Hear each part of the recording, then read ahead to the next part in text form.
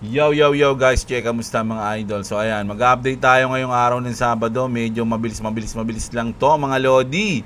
So ayan na-break na ng XRP yung kanyang yearly high mga lods, no? So tayo nag-position tayo yung na-break niya yung 1.9.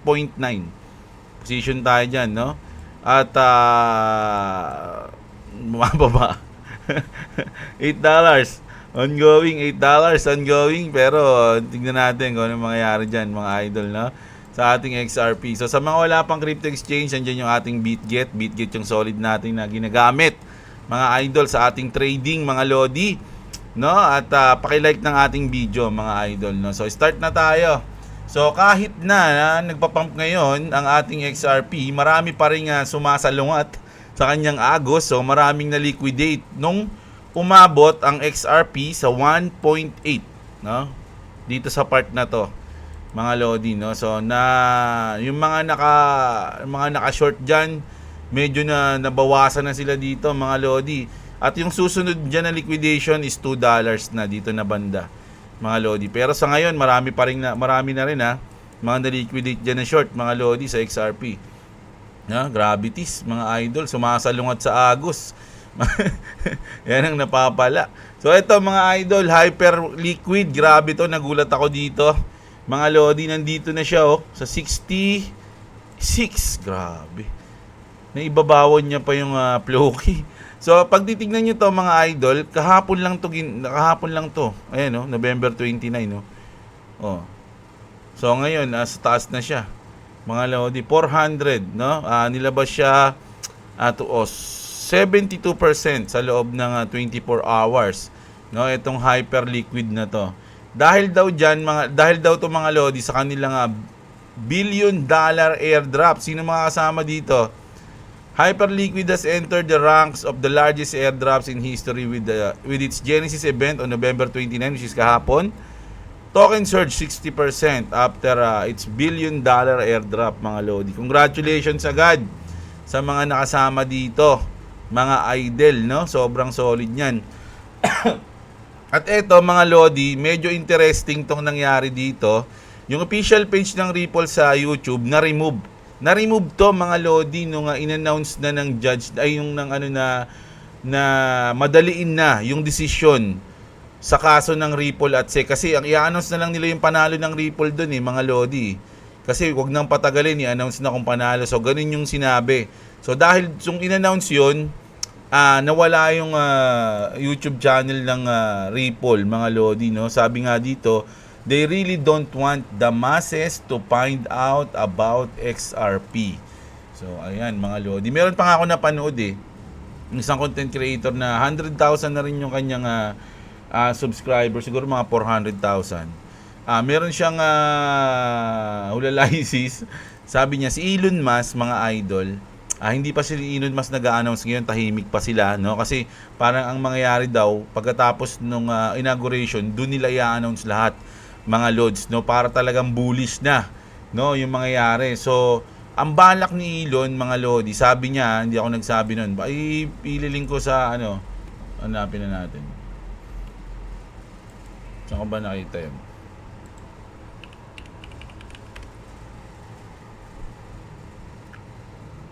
Ito. Big rumor, ayan, no? Pakinggan niyo yung kanyang thumbnail, no? Kasama si Elon Musk. So, ayan yun. So sabi niya, mga idol, na si Elon Musk daw, it's either bibili niya yung Ripple. At syempre, kung hindi ibebenta sa kanya, syempre, kung ako mayari ng Ripple, di ibebenta yun. So kung hindi ibebenta sa kanya, magi-invest siya ng napakalaking halaga, no? Magi-invest siya ng malupit sa Ripple. Sa kanya i-announce, mga lodi, na syempre sa X kasi magkakaroon na ng payment system, di ba? Dito sa Twitter, sa X. So ang isasama niya nandiyan XRP, no? Kasama niya ng XRP, Doge, no? So lahat na yan. Bago niya i-announce yan, ganun muna daw yung gagawin ni Elon Musk, mga lodi, no? So bullish tayo dyan, mga idol. So sobrang solid, no, kung totoo man yan. At eto, maraming na ako nakitang post nito sa Facebook Si Justin Sun. Si Justin Sun pala bumili niyan, kala ko sino. So, 6.2 million yung art na yon, yung nakadikit na saging. Ayan. Diba? Yung nakadikit na saging na yan, tinanggal niya na, tas kinain niya. So, yung sinasabi nung iba, mga lodi, na, uy, ano yun, ba't ganun? Yung art kinain niya lang. Para saan yung binayad niya na 6.2 million? Diba? So, naalala niyo yung binalita natin dati, mga idol, na yung sikat na art na painting, tapos sinunog. Bakit sinunog, mga idol? Sinunog siya kasi ginawa siyang NFT. So, ginawa siyang NFT. Nasa Web3 na siya. Kasi, kapag yung art dalawa, nyari, yung real life na art, tapos yung NFT gumawa ka nun, hindi, wala, kumbaga, nonsense din. Kasi dalawa sila. So, ang gagawin mo, pipili ka na lang. Kung gagawin mo siyang NFT o yung real life. So, kung natatandaan niyo yung binalita natin dati, yung art na yon binili, tapos ginawang NFT, and then yung NFT na yon sinunog yun. Live yun sa dito sa bidding, nagbi-bidding yun eh. Sinunog yung art na yon kasi sinunog siya kasi nilipat na siya sa NFT. So ganito yung sa tingin ko ganun yung ginawa ni Justin Sun dyan. Pinicturean niyan, tapos ginawang NFT, and then yun kinain niya na yan. Kasi nandun na yun eh, NFT na yun eh. Ayun na yung pinaka ano niya, yung NFT niya, yung own niya na yung NFT na yan, yung picture na yan, kaya kinain niya na yan. Iba kasi nagtatanong, wala, sinakain niya lang yung pera niya. That pinalitan ko na lang isang piling na saging yan eh. Saging lang pala gusto mo. At binigyan tayo isang piling na saging, saba, lahat, latundan, lakatan, para lang yung 6.2 million na yan.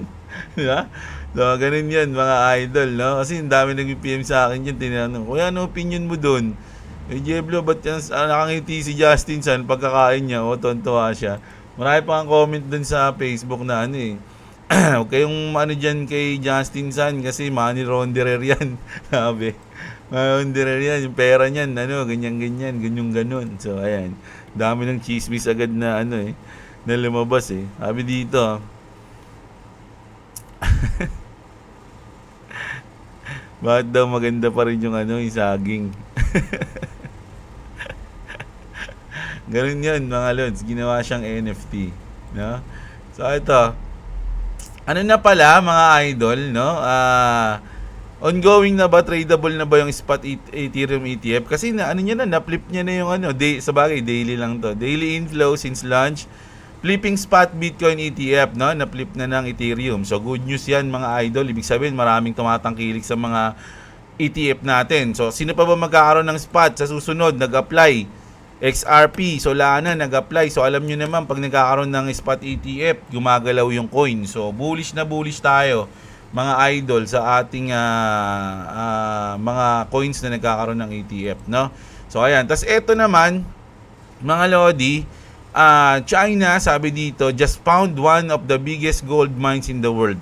So, worth over 80 billion. So, ibig sabihin, mga idol, nadagdagan na naman ng supply ang gold, no? So, ayun yung kaibahan ng Bitcoin tsaka gold. Yung gold, madadagdagan yan kasi maraming matutuklasan sa mundo na gold, di ba? Pero yung Bitcoin, mga idol, fixed na yun. 21 million lang po talaga ang Bitcoin. So, ayun yung kagandahan niya, ayun lamang niya. Hindi siya nadadagdagan. Di ba? So, yung demand, ganun pa rin. Nadadagdagan yung demand. Di ba? Kasi yung supply, hindi nadadagdagan eh. Ang daming nag-a-adapt ng Bitcoin. Di ba? So, yung supply mo, hanggang ganun lang, 21 million lang. Di ba? So, nagmamahal ngayon yung Bitcoin kasi maraming mag-a-adapt ng Bitcoin, pero yung Bitcoin, ganun lang yung niya, yung dami niya. Hindi katulad ng gold, every year o every nadadagdagan yung gold kasi nagmimina sila ng gold, di ba? So, ganyan yung kaibahan nun, mga idol, no? So, ayun yung ating thoughts diyan, mga idol, no? Dapat di ako mag-update ngayon eh. Kaya lang gusto kong i-update si Justin Sun eh, kasi dahil nagtatanong eh, bakit daw kinain niya lang yung saging eh. So, ayun. So, mga lodi, ayun lang muna yung update natin ha. Pasensya na kayo ha. Babawi ako sa inyo bukas. Ay, baka sa Lunes na kasi may pupuntahan kami bukas pala, no? So, ayan. Uy, nako, tinamaan yung position ko. Oh my God. No? Oh my God. Oh my, di, ano lang to, 40 USDT ang ating margin dyan. Times 50 leverage tayo dyan, mga idol, no?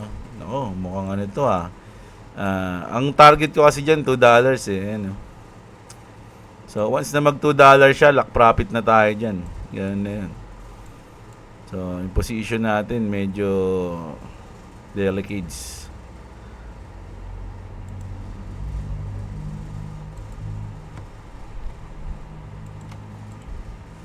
Mukhang maglalaro pa dito to.